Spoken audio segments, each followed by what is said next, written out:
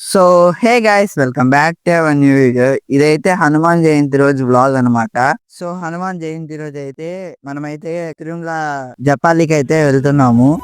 ఆంజనేయుడు నీవాడు నీలోనే ఉన్నాడు నీవాడై బలమిస్తాడు నీ తోడై గెలిపి సో జపాలికి అయితే మేమైతే బైక్స్ లో వెళ్ళాము. సో బైక్ లో వెళ్ళేటప్పుడు తిరుమలకి అయితే రీచ్ అయిపోయాము. ఇంకా జపాలికి వెళ్దాం అనుకునే దాని దగ్గరికి వెళ్ళొచ్చు. అక్కడి నుంచి ఒక 3 కిలోమీటర్స్ ముందే బైక్స్ అయితే ఆపేశారు. ఇంకా అక్కడి నుంచి అయితే బస్సెస్ లో వెళ్ళాలి అని చెప్పినారు. ఇంకా మాకైతే వన్ టైం వెళ్ళేదానికి టికెట్ కి మనీ ఉన్నింది. ఎందుకంటే అక్కడ ఫోన్ పే లేదు బస్సు వాళ్ళకి. మా దగ్గర ఏమో హ్యాండ్ క్యాష్ లో జస్ట్ వెళ్ళేదానికి మాత్రమే ఉంది మనీ. సో ఇంకే ఏం చేద్దాము అనుకునే టైమింగ్ కి ఇంకా నడిచి అయితే వెళ్ళాలనుకున్నాము. ఒకసారి వాక్ చేయాలని వినగానే కొంచెం కష్టం అనిపించింది. కానీ ఇంకా సరే అని చెప్పి ఆనందంగా ఫ్రెండ్స్ తో కలిసి నడిచి వెళ్దాం అని చెప్పి స్టార్ట్ అయ్యాము. వెళ్ళే దారిలో అయితే సూపర్ గా అంటే సూపర్ గా అనిపించింది మాకైతే.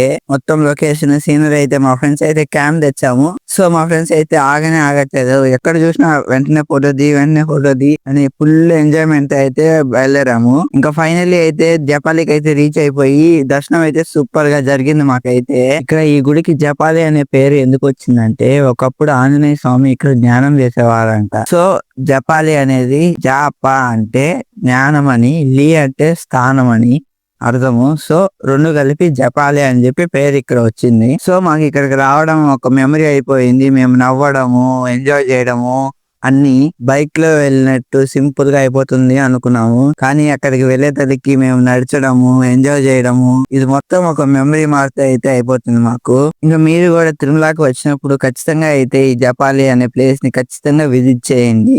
మీకు full peace and full powerful గా అనిపిస్తుంది మీకు. అండ్ ఇక్కడ వరకు వీడియో కనుక చూస్తే లైక్ చేసి, షేర్ చేసి, సబ్స్క్రైబ్ చేసుకోండి. ఇంకా నెక్స్ట్ వీడియో మంచి ఇంట్రెస్టింగ్ వీడియోతో కలుసుకుందాం. Bye guys.